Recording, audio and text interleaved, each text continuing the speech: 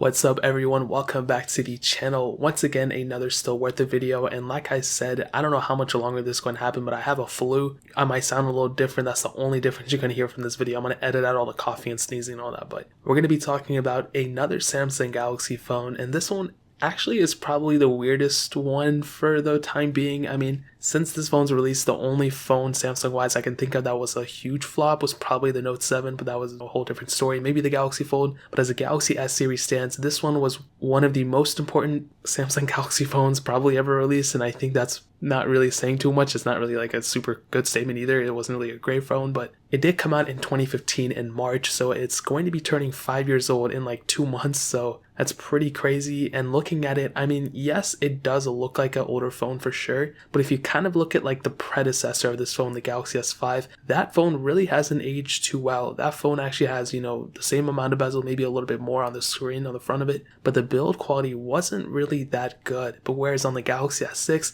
yes, it doesn't look like the newest phone, but when you hold it in your hands, you can feel like it still feels like a pretty premium device. At the end of the day, it does not feel like a cheap device, which is a really, really good thing to say. So this phone, in terms of the build quality, has actually stood up, man. And the front, you have a 5.1-inch Super AMOLED display. This was the first time in a Galaxy S series device that we saw a 1440p display, and this display has held up probably the best out of everything else on this phone. The screen on this phone, I mean, 577 pixels per inch. It's a great panel. I would say it's up there. I would say honestly it rivals like the iPhone 11 Pro's panel at that, maybe even the Galaxy S10s. But Samsung, I don't know how they calibrate their displays. Their display calibration is so good, and I think they save it to themselves, even though they source the panels to Apple. The iPhone 11 Pro's panel is good, but I feel like the Galaxy S6 screen might be a little bit better, which is kind of funny to say. We do have a micro USB port as well as a headphone jack on this phone, so no USB Type-C, so you are a little bit dated there. On the back, you can see this was the first phone Samsung ever did where they removed the plastic back and a removable battery,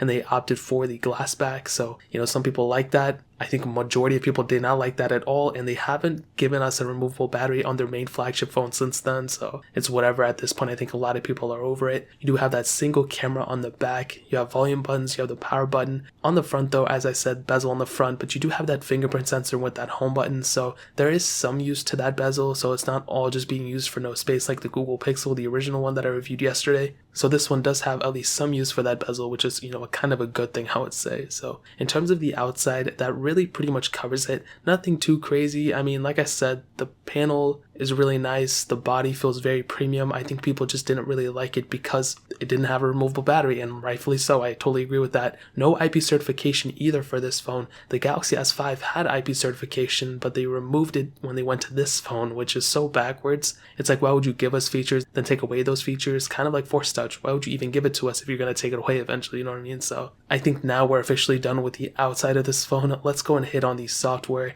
Now this thing was released with Android 5.0.2 Lollipop. You are able to upgrade it to Android 8.0 Oreo, which is actually pretty fascinating. However, this one did not get Android One UI, which is kind of sad to say. I think it could have probably handled it. I don't think it was a completely horrible phone in terms of performance, and I think it kind of wasn't in line with the Galaxy S7 in a lot of ways. Not completely, but in some ways. So I think this phone could have handled it maybe, but in terms of stock software, you're completely outdated. I don't even think it's getting security updates anymore. But what I will tell you is that in terms of the rooting and the custom ROM capability behind this phone, you still have some life left in it. I think some people are still developing, as far as I know, Android Pie ROMs, stock Android ROMs, which is really nice. But if there's not already some available, Android Q or Android 10 ROMs are going to be coming out very soon for this phone, at least stable ones for that matter. And that's a humongous thing, when you have a phone like this, a ton of people bought it. I mean, millions and millions of units of this thing were sold. So if you have that capability and you own this phone, it's like, why would you not utilize that option? It's just like kind of doesn't make any sense for me. If you have this phone, I would be curious to see why you haven't updated your phone yet, or why you haven't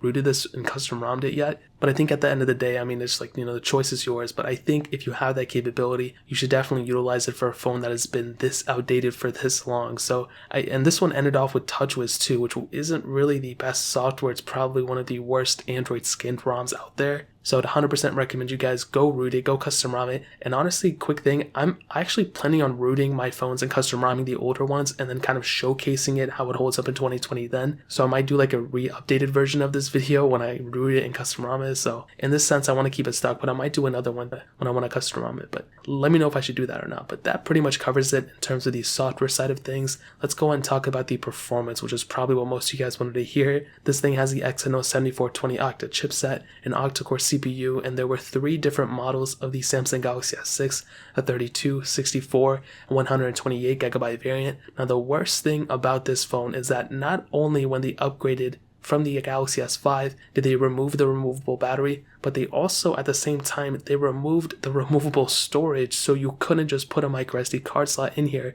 and expand your storage that way. The top model of this thing was 128 gigs, which really isn't that much nowadays. At that time it was kind of a lot, but before this you could just get the base model and expand the storage. With the Galaxy S7 they eventually brought it back, but for this specific phone that is kind of a big deal, and to overlook it would just be, mishap on my end. So this thing does not have a micro SD card slot, which is really sad to say, but like I said, the Galaxy S7 does have that capability. But in terms of the performance side, I would say this thing is actually still not that bad in performance. And I want to take it both ways. Like I've stated, the way I measure that is to look at the age and look at the price that it's selling for. If it's like if it's like a 1-year-old phone and it's performing like this thing, then I would be, saying this thing is a horrible performing phone. Or if this thing came out in 2020, it would not be a good performing phone at all. But when you factor in the age and the price, that's kind of a big thing to kind of reconsider. So I think when you factor in those two things, it's not bad. I guess it's like it's like a 4.5 out of 10 to be honest. And it's completely, it's much slower than even the budget phones that we have nowadays. And the biggest disadvantage for this phone, I would say, would not only be the performance, but also the apps that are compatible with the specific phone. So in a lot of apps that are in the App Store, they're going to require a certain version of firmware to be on. And this one being on Android, whatever you're going to get it on, even if it's on Android Nougat, it's not going to be compatible for, I would say, for a few apps out there. Once, the next version of Android comes out, it's going to be less and less compatible. And eventually apps are going to be, choppy and, they're going to be unstable and a lot of those things when they come to a phone such as the Galaxy S6. So for now, it's not bad. I'm still able to get a lot of the apps that I want downloaded. And when I load up an app and everything, it eventually loads into it. But I think the consistency and the smoothness of this phone is really lackluster. It's really not there anymore. When I open an app, it takes like an extra second for it to even register that I clicked it. When I go to the App Store, anything on the Play Store, it really kind of doesn't hold up that well, I'll be honest, in terms of performance. But once you're loaded into the app, it's not that bad. But I think in terms of the performance, it's really average in 2020. I mean, it's really like what you would not even expect. It's like a little bit worse than that. So that's kind of how it's some of the performance. I mean, you guys will be able to see it from the video that I'm showcasing now of how well the performance is. Now moving on to the camera, like I said, this thing has a single 16 megapixel camera on the back and a 5 megapixel front facing camera. And on that back camera, you can do 4K videos, which is really cool. You can do 1080p at up to 60 frames and 720p at up to 120, which is a really cool thing. And I think in terms of the overall camera quality, I think the quality and the features are kind of there. I mean, it does have a lot of capability in that sense. It's not the best performing camera. It really wasn't even the best performing camera at the time, I don't think, but it's not a bad camera at the end of the day. And Samsung really does pollute their camera UI with a bunch of features and everything, which is a huge plus. So in that sense, like, you're kind of future-proofing yourself there too, which is a really cool thing. Now, the biggest disadvantage for this phone would definitely be the camera sensors. It isn't, using a dual camera or triple camera setup that we have nowadays standard on a lot of phones. So even if the quality is good and the video quality is alright, you're kind of missing out on those features. So take it as you will, but that is one thing to keep in mind. On that front camera though, you can shoot 1440p videos at 30 frames, which is really cool, but the picture quality really isn't that good. So in terms of the camera, the quality is pretty decent for this phone, but it's missing out on a lot of those cool little features that today's phones are kind of standard with. So ending it off with the battery life, this thing had a non-removable 2550 mAh battery, and that non-removable part is super important. As I've stated, that was the biggest disadvantage coming from a Galaxy S5, that in the micro SD card slot. This thing does have wireless charging though, which is really cool, and I love hearing that. Eventually every single Galaxy S phone after this had it, which is cool, but I think it's actually really weird that they would put a smaller battery in this phone. And the worst thing about this phone is probably the battery life. It really isn't that good. It's degraded quite a bit. The battery health just isn't as capable as it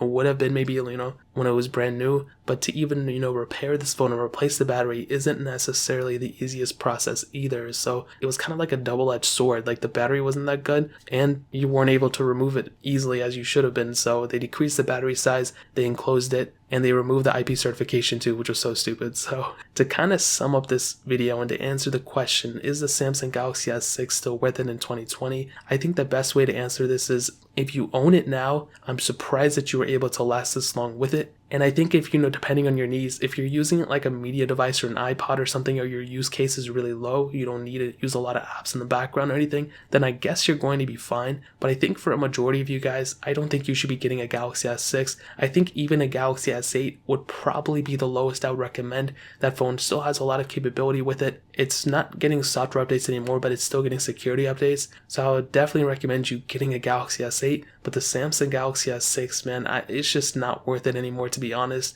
It's weird though, because it feels like a very premium phone still. I mean, there's budget phones now, or like $300-$400 phones that don't feel as premium as this thing. And this thing you can probably pick up for like $60, $50 if you really wanted to. However, if you were to root it and custom ROM it, it would be a little bit better. That's the only way I would even like kind of recommend it, is if you were to do those things. But I've never rooted this thing or custom ROM it, so I don't know how hard it is for this specific phone. But I'll tell you, man, I would not get a Galaxy S6 in 2020. I would go for at least a Galaxy S8. So if you want to pick up the cheapest Galaxy S8, eBay is probably the best way to go. But I'll find the cheapest one on Amazon and link it down in the description so you guys can get it from there and help support the channel at the same time. But that is pretty much it. If you guys have any other questions or anything, leave it down in the comment section as well. Hit that like button, that would mean so much, but definitely hit that subscribe button. Every single subscriber that we get really does count, so it would mean so much if you guys could hit that. Also check out the other links down in the description as well. My Twitter, my Instagram, my second channel. All those links are linked down below. I'd really appreciate it if you guys could check it out. But more importantly than everything else, I love every single one of you guys. Hopefully I'll catch you guys in the next video. Peace out till then.